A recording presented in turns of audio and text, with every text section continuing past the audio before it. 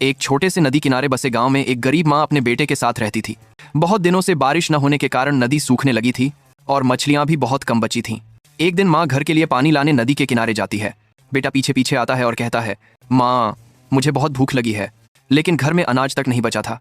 माँ अपनी घड़े में पानी भरती है और सोचती है आज बेटे को क्या खिलाए। तभी अचानक सूखी नदी की दरारों के बीच एक छोटी सी चांदी जैसी चमक दिखाई देती है। माँ पास जाती है तो देखती है एक नन्ही मछली बूंद बूंद पानी में सांस ले रही है और बाहर निकलने की कोशिश कर रही है।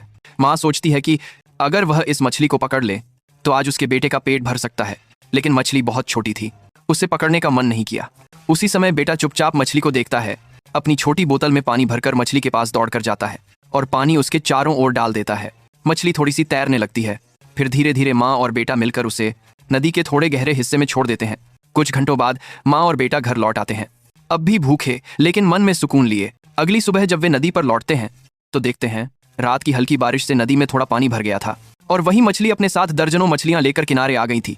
माँ हैरान रह जाती है, मछलियां ऐसे उछल रही थीं जैसे धन्यवाद कह रही हों। माँ जल्दी से 2-3 मछलियां पकड़कर ले जाती है और उस दिन उसके बेटे का पेट भर जाता है। बेटा मुस्कुराता है, माँ की आंखों में आंसू आ जाते हैं, लेकिन तभी मछली भी उदास हो जाती है क्योंकि आपने लाइक और सब्सक्राइब नहीं किया।